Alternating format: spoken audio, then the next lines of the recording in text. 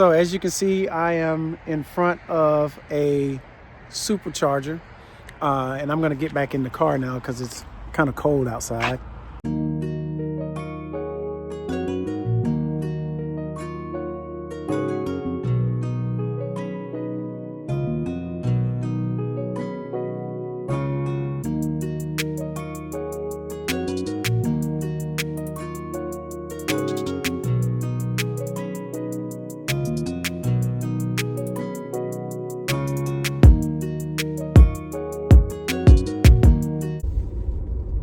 What up, YouTube?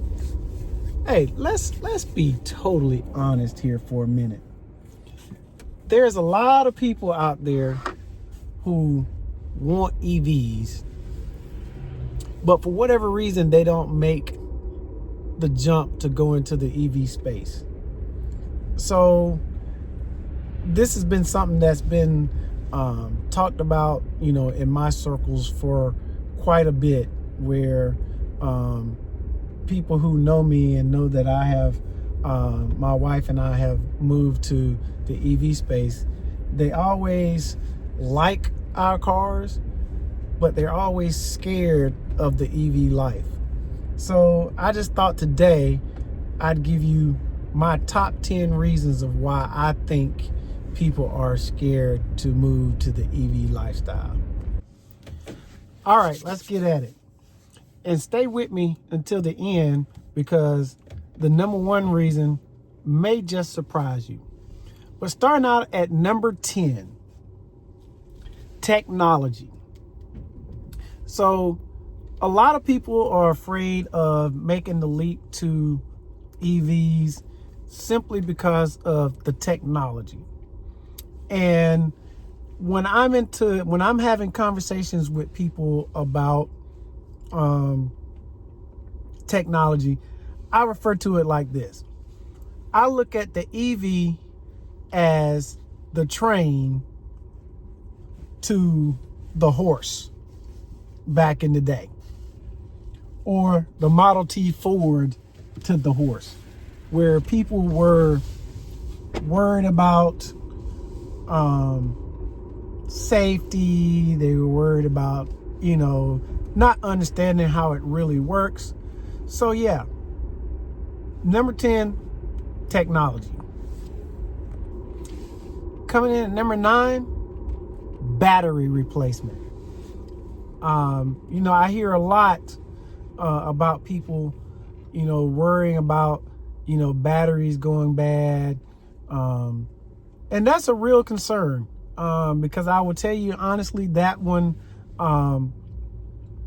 very, very smallly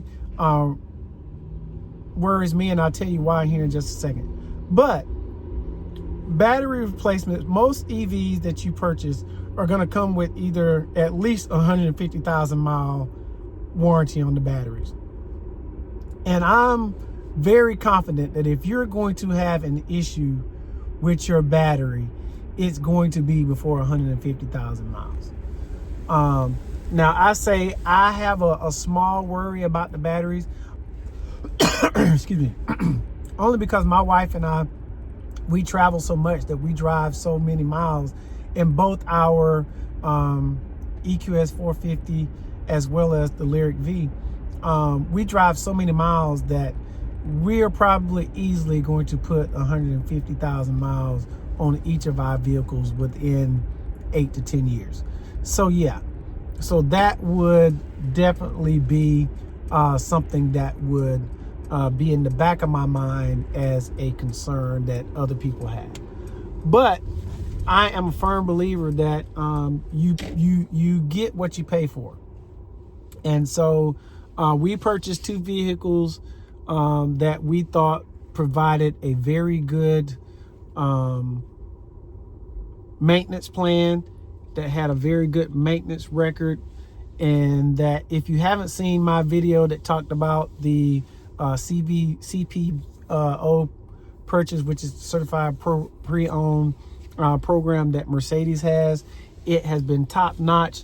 So I don't see any reason why it won't be top notch if we should have a problem with the battery. So number 9, battery. All right, coming in at number 8 is charging. So as you can see, I am in front of a supercharger, and I'm gonna get back in the car now because it's kind of cold outside.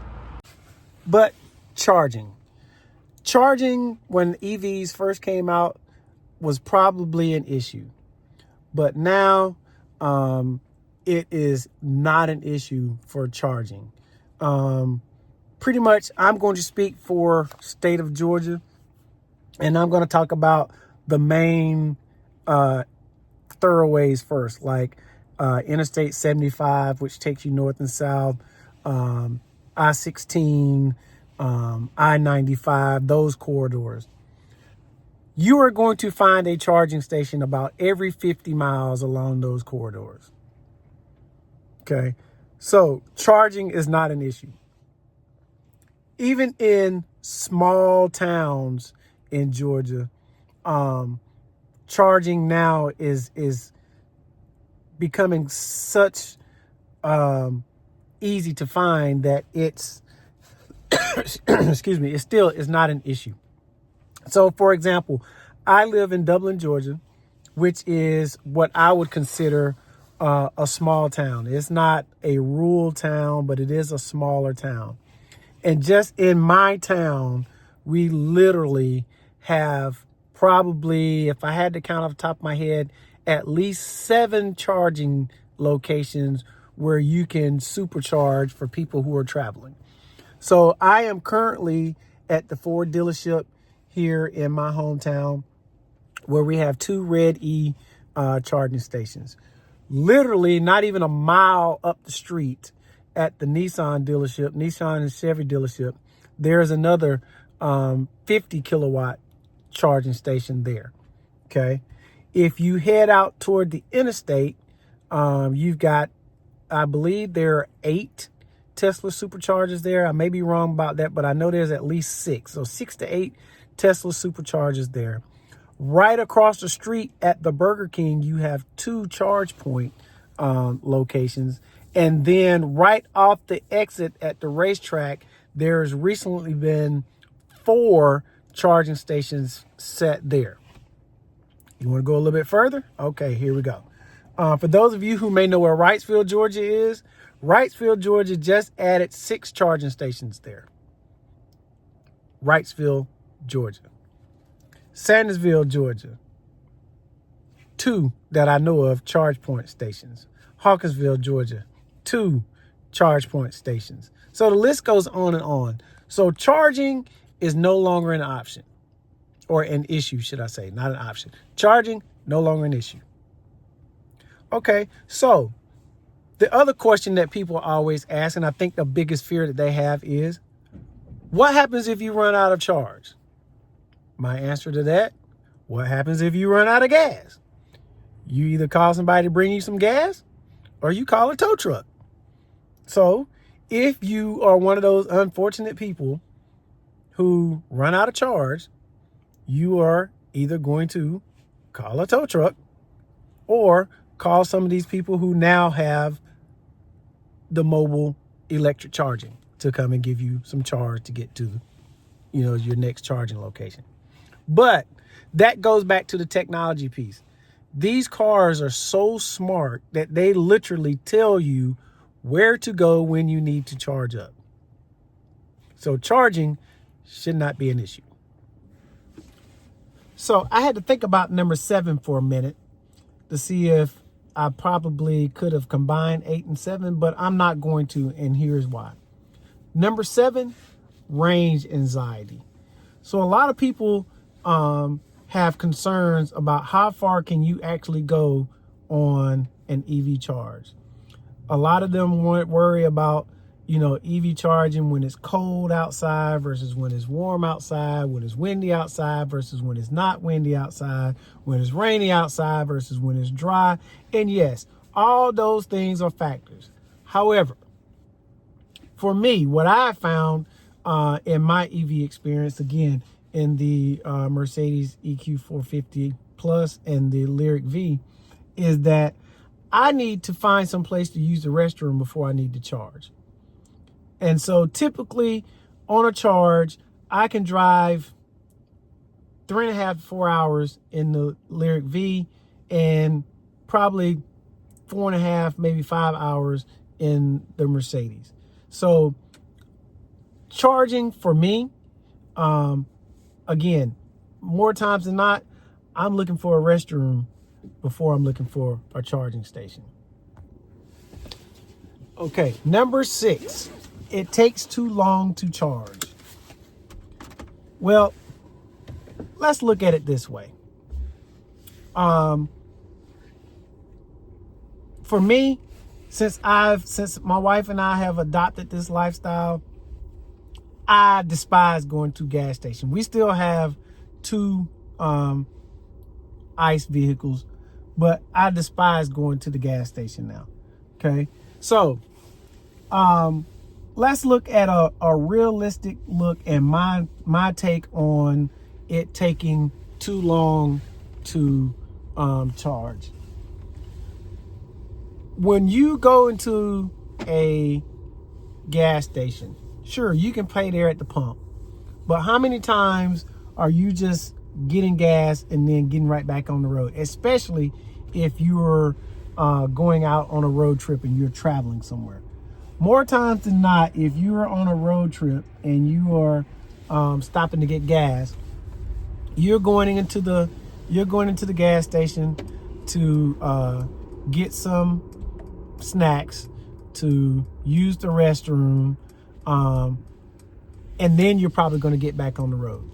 So before my wife and I purchased our first EV, I literally timed, because this was one of my wife's fears, I literally timed how long it took for us to stop when we were on road trips.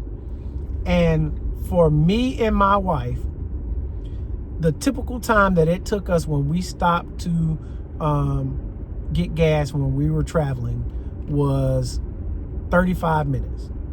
So by the time we pumped gas, went in, used the restroom, got some snacks, paid for our snacks, got back in the car, got on the road, 35 minutes. When I was traveling by myself, same scenario, it was roughly about 22 minutes. So why are those numbers important? Because now most vehicles that you get, if you were going to purchase an electric vehicle, can charge from 10 to 20%, 10 or 20%, up to 80% in less than 30 minutes. So our Lyriq V that we have will charge from 15%, and I know this because we just did it today, 15% to 80% in 28 minutes. Our Mercedes will go from 10% to 80% in 24 minutes, given that all circumstances are good, meaning you precondition and all that kind of stuff.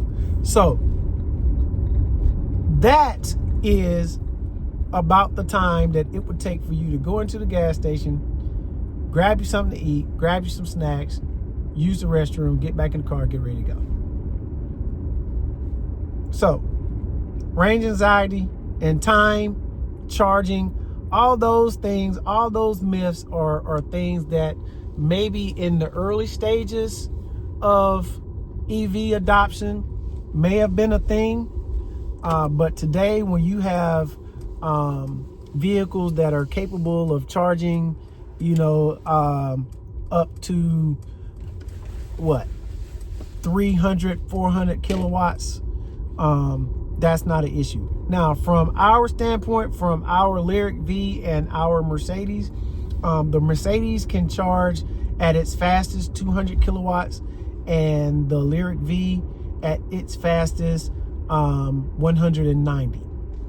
So the thing I absolutely love about the Mercedes is this thing is a charging monster. It doesn't charge very fast, but its curve is very flat, meaning if I pull into a station at 10 to 20%, I am going to get 200 kilowatts up until about 30%. From 30% to about 50%, I'm going to get somewhere between 175 kilowatts to about 190 kilowatts.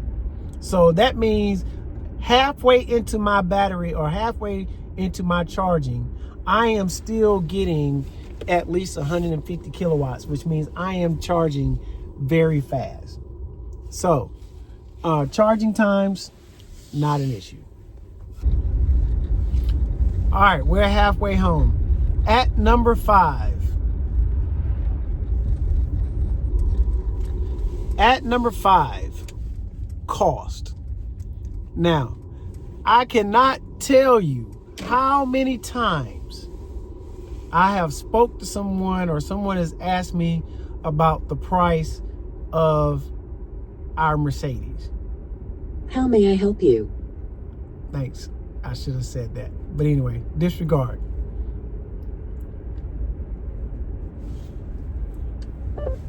So, the cost of this particular car is a lot less than a lot of people think. Number one, because anybody who knows me knows I don't pay full price for anything.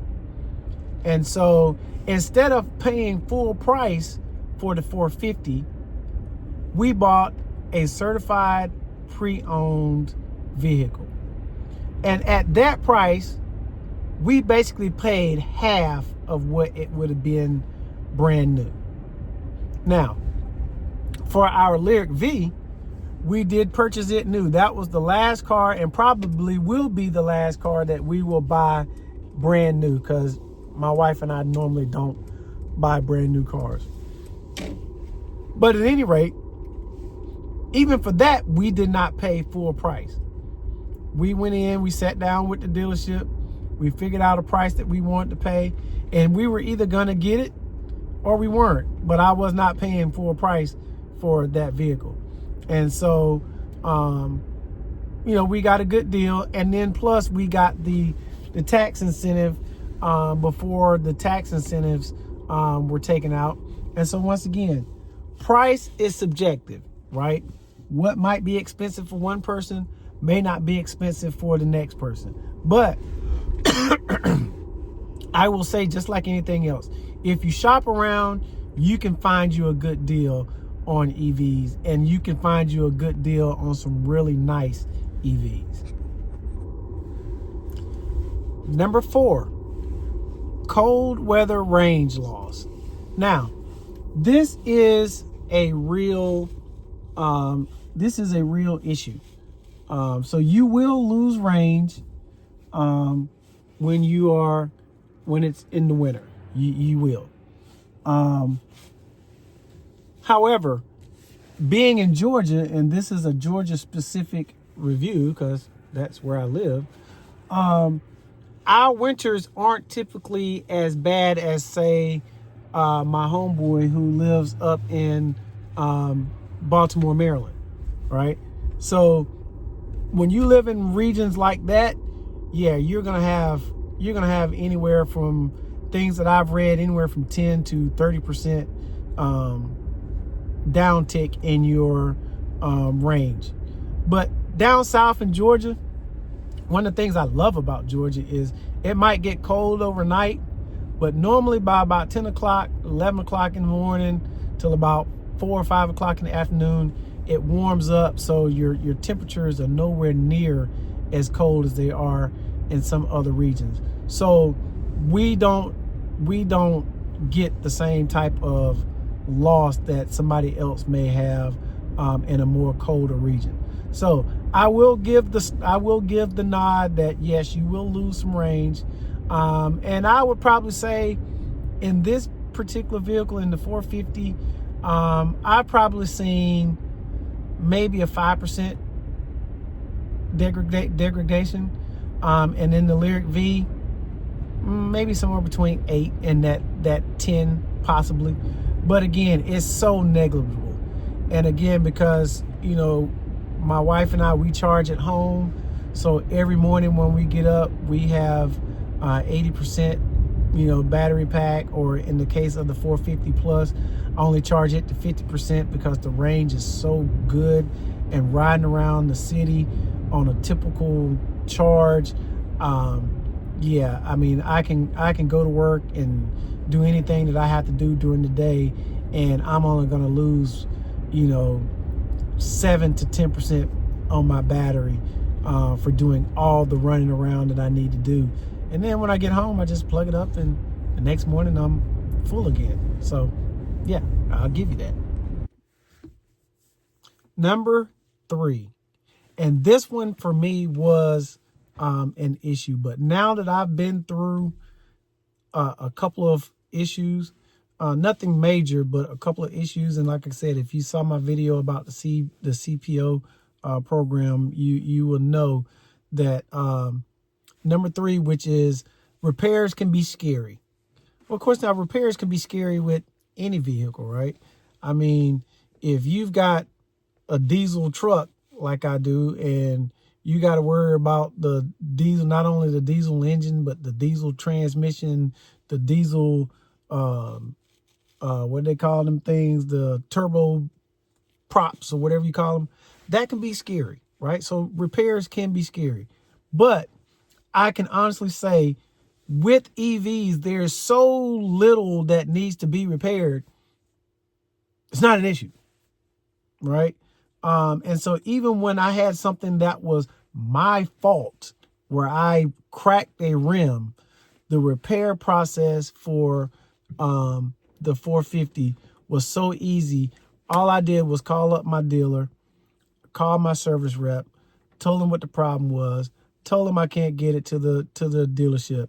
They sent a tow truck. It was at my house in an hour. The vehicle was on its way.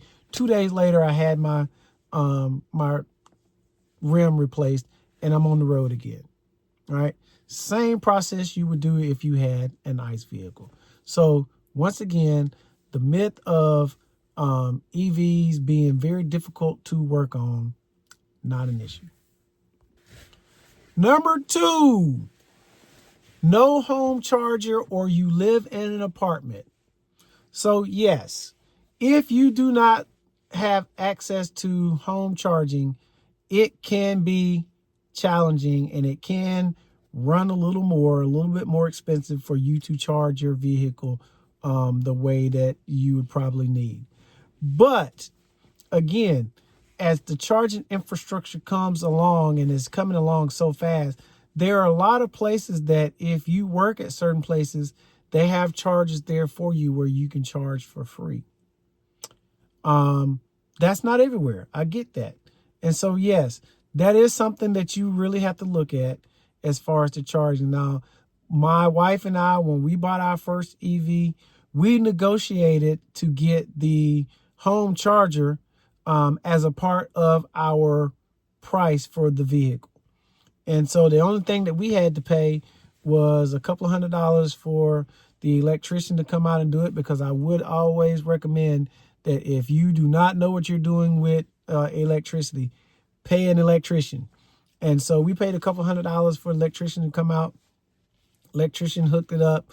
Now it's fully covered. Insurance, everything for the house is good. And so, I mean, instead of going to the gas station a couple of times a week and spending $3 and some odd cents for a gallon of gas, we come home, we charge at 8 cents a kilowatt. I don't know how else to put that one. But yes, if you do not have access to charging at home, or even if you're a home renter, one of the things that I would get with your landlords, matter of fact, that's what I told my daughter.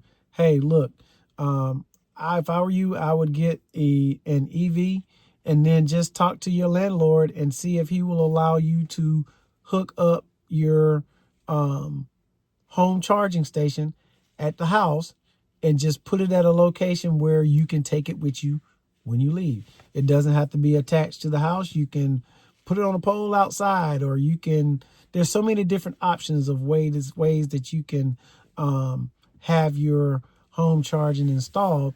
But always find a way to get your home charging done. and you will come out on the better end. And so now, drum roll, please. And the number one issue of why people are afraid to buy EVs is the regret of spending money on something that they might not like. Because let's face it, EVs aren't for everybody, but neither is playing basketball. Neither is flying on an airplane. Neither is going on a cruise. So there, I get it. There's a niche, or but I will say it is growing, and it's growing fast, right?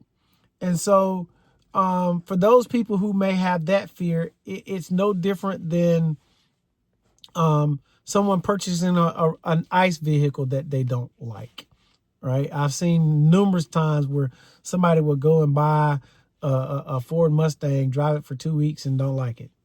I've met people who have went out and purchased the G90, the Genesis G90, drive it for 5 days and take it and trade it in on something else.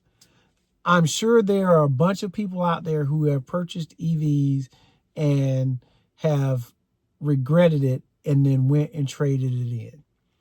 And I only know one person personally that did that. This young lady purchased, I believe it was an Audi. Now, I never saw it, but I know the story. But I don't know that they actually gave the EV the appropriate time to see if it would fit their lifestyle. But they made the choice, and they got rid of their vehicle and went back into an ICE vehicle. So the number one, and I can really see this one, it did surprise me a little bit because I would have thought of several other things, but I can see and understand why the number one thing is the regret of spending too much money on something that they would not like. Okay, so now we've got the top 10. So here is some real talk from an EV owner who has 2 EVs. If you have home charging, you are absolutely going to love having vehicles, electric vehicles, because it's so easy. It's as easy as plugging up your iPhone or your Samsung or your whatever phone that you have. It's just that easy. You plug it in, you walk in the house, you wake up in the morning, and you've got, a full charge. Okay. If you have a simple commute, meaning you commute less than, I would say, 100 miles a day, because at my previous job, before I swapped to the job that I'm at now, my commute between going to the gym, going to work, coming back home, going to the golf course, coming home for the day was somewhere between 70 and 100 miles a day. If that's your commute, you are going to love it. Because again, every morning you're going to wake up with a full tank of electricity or gas, however you want to look at it. And the cost is going to be significantly less. If you like, in the case of the 450 Plus and the Lyriq V, if you like luxury laden type of vehicles and technology combined together, you will not go wrong purchasing an electric vehicle. Now, some people like Tesla, where the Teslas are very tech heavy. They have some luxury to it, but not to the level of the EQS 450 or the Cadillac Lyriq. But still a very nice vehicle, very tech heavy. As a matter of fact, the Tesla has the only vehicle in the world that does what it does. And when you get in that vehicle and you see the full self-driving supervised, man, it's hard to go back to that. So again, from the outspec or the thought process of a 2-time electric vehicle owner, you can't go wrong. So now we've talked about that. So who are EVs not for? Okay. So again, EVs probably would not be best suited for someone who does not have access to charge at home or lives in an apartment. EVs are probably not good for people who have extremely long commutes, like 150 to 200 miles a day, because most of those EVs are probably people who are driving highway miles, which means you're going to be driving at higher rates of speed, which means you're going to be consuming your electricity a lot faster. So that's probably not going to be well for you, because you're going to be stopping to fast charge quite often. And anybody who knows just a little bit about EVs knows that fast charging is not really the best thing for you. And lastly, the person who an electric vehicle is not for is probably someone who hates change.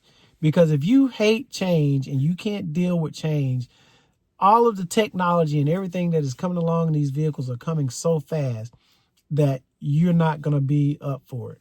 I mean, in our Lyriq V, we got over the air update one day last week, and I was coming home. I pulled into the garage. As soon as I pulled into the garage and cut the vehicle off, it says you have an update. Now, the easy thing about it was going to do it on its own, but if you are so used to seeing your screens or your things or your vehicle acting a certain way, and then when you get that update, the very next time that you turn on your vehicle, something on your screen may be a little different. Something that was on the right side of the screen may now be on the left side of the screen. Something that was on the top of the screen may now be on the bottom of the screen. Then it's going to drive you crazy.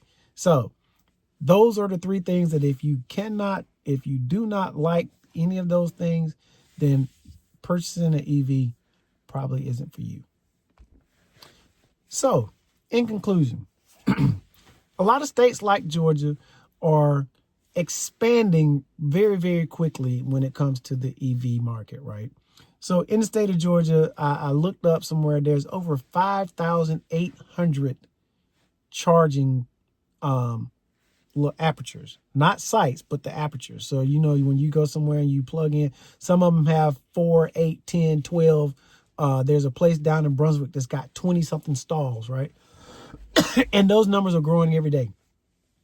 And not only that, when you look at vehicles like the EQS 450 and the Lyriq V, both of those vehicles are they're so comfortable to ride in. So comfortable to ride in. These things are so comfortable to ride in. I will tell you, my wife and I, we drove from Dublin, Georgia to Baltimore, Maryland, just to get some clam chowder. We took the Lyriq V all the way to San Antonio, Texas, just to go. These cars just make you want to ride and get out and see things that you've never seen before. They make you slow down. They make you enjoy your surroundings. So, as I sign off, from the real perspective of a two-time electric vehicle owner, I probably won't go back. I really won't go back. I'll keep my two ICE vehicles that I have, but going forward, yeah, I can't see purchasing another ICE vehicle. If my kids or someone asks me what type of vehicle should they be looking for, first thing I'm gonna push them to is an electric vehicle. An electric vehicle all day, especially if they have a way to charge it where they live. Now, if they don't have a place to charge it where they live, like we've said throughout the video, that might be a little different. But yeah, for me and my spouse, we're hooked. We're all in. We've bought in. We've however else you want to describe it, we're all in on EVs. So until next time and our next road trip, peace.